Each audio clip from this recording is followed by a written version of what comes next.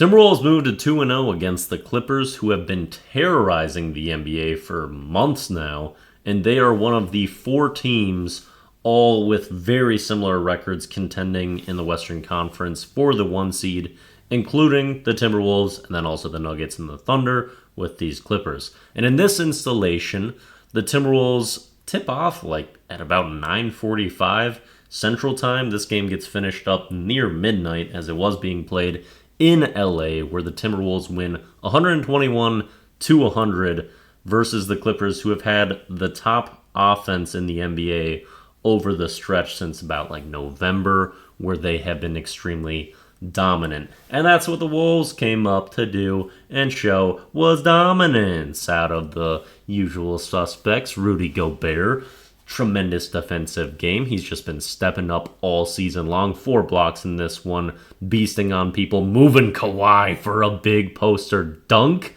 But I really wanted to talk about Karl Anthony Towns for a moment in this game, because I was spotting something that I think could really help his offensive production and efficiency and take out some of the weaknesses as well that I always talk about that we see with Karl Anthony Towns. And that was the floater. We don't see much float game out of Cat, but we saw multiple floaters in that first quarter. Also, many shots that were just hook shots, but a lot of those facing the basket as well, which are more the floater variety. And he doesn't miss a 2-pointer in this game. He goes 1 of 5 from 3, but I actually like just about all the looks that he got from deep. They just didn't drop. Some of those happen. And I really love Cat's game. I think he's going to pick up fewer offensive fouls. He's going to get less in his own head about not getting fouls with the contact when he's going turbo mode every time, trying to get all the way to the hoop for those layups. And this guy has such amazing touch for a big. There's few people that you can see that have that, except for Jokic, who probably has the best touch in the NBA. But he does those same shots, those floaters. And I think if Cat integrates that into his game more, it's going to be a great counter to his turbo mode. He still has the jump shot, and I have confidence that Cat can make basically every shot on the court. He's that offensively talented. He just has to utilize the right places and areas of his game in the right time. And Naz Reid, too, man, he was putting on a driving clinic, especially in that fourth quarter. And I love that we have someone that can take care of mismatches, even coming off the bench with size and Naz. And both of them shooting over 40% as Biggs is nuts. A lot of people want to point at the big experiment with us, but the versatility and the jump shooting being there as well is something that's crazy. Mike Conley is also bringing that, 3rd in the NBA in 3-point percentage coming into this one. And I talked about last video how he's like a sneaky snake, and he'll go these big stretches of the game where he's not doing much. He's just getting people involved. Be like, you be in your right place, and then he'll snipe and he'll attack. And my favorite play in this game was him doing that on the defensive end. He's defending his guard, and then he just sees Tice acting as a hub, I think around the top of the key, and no one really expects it, but Conley just swipes that ball straight up into the air, almost turns into just a traditional jump ball that Gobert goes up, taps it, and Conley ends up getting it. He's like, I knew all of that would happen. So I love his schemes and his plots and how he can just be so stealthy and make those plays. Conley is just so fun. Let's talk about the backup point guard, Monte Morris, who played his first game as a Timberwolf after being acquired at the trade deadline. He made his first shot as a 3, running a pick and roll with Naz Reid, and hopefully that's a just beautiful bench pairing, the two of them. Defender goes under. He instantly pulls that triple, knocks it in. And even though he was 1 of 4 from 3 and 2 of 5 overall, I really like that he didn't hesitate on the triples at all. When he was open, ball swung to him, he lets it go. That's what you need, and that's where your offense is going to run optimally. You don't want people stalling those out. That was something Shake Milton did a good amount. You see Kyle Anderson will typically do that. He doesn't want to shoot threes, although he is 1 of 1 in this one. And slow-mo threes, they've become just about an extinct breed, but I go crazier for them than anyone else shooting, unless Rudy makes one out of here somewhere. But that's never happened in his career, so I'm not going to hold my breath on that. But this was a slow-mo signature game. I loved his play.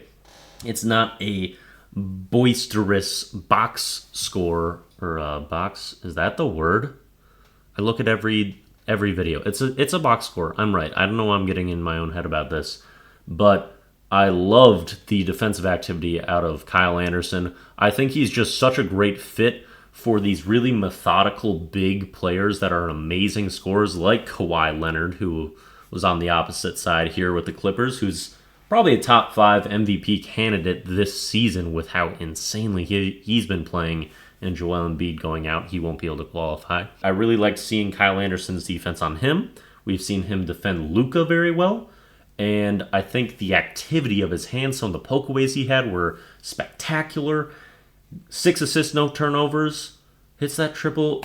Ooh, it was a good slow-mo one. And he just loves to walk up the court with the ball rolling over him. We waste some good time when we've got leads doing that, and I like that aspect. I'm happy we take advantage of that. It's a simple thing to do. But it's really great having just a special group of players. Like, we've got very unique players and a unique structure to our team, and it's cool to have that blend of basketball where you have a lot of different ways that you can win and so much versatility, even when you have players with very clear weaknesses as well.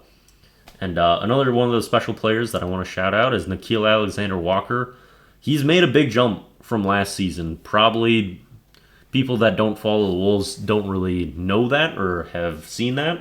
But his defense is special. It's not just a standard 3-and-D plug-and-play player because he's got such special screen navigation, great basketball IQ, insane length, getting his hands on everything. And he's also become really dynamic as a driver. He's got a great sidestep 3, goes 3 of 3 from 3 in this one. And his game has gotten so special, too. I haven't even mentioned Anthony Edwards yet. Who needs to?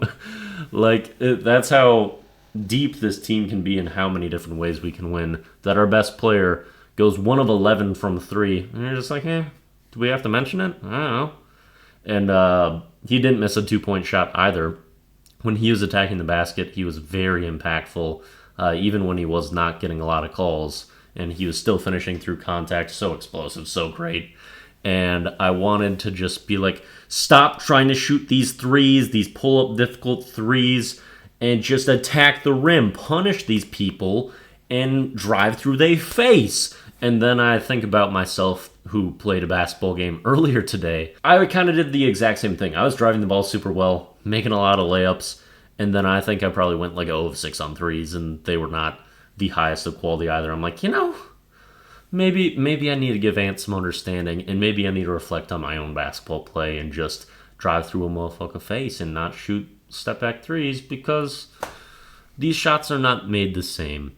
I wanted to get to Jaden a lot earlier than I did because I wore the shirt in preparation for this. I thought we needed a good Jaden game to quench Kawhi, and we did pretty well with that. Kawhi was still good. He didn't stop him by any means, but we played great defense on him, made everything difficult, and I love watching that matchup because I feel like Jaden is young Kawhi in my eyes, and that's the potential he has, and he's got a lot of the same skill set, same kind of body, although Kawhi has probably got some muscle on him.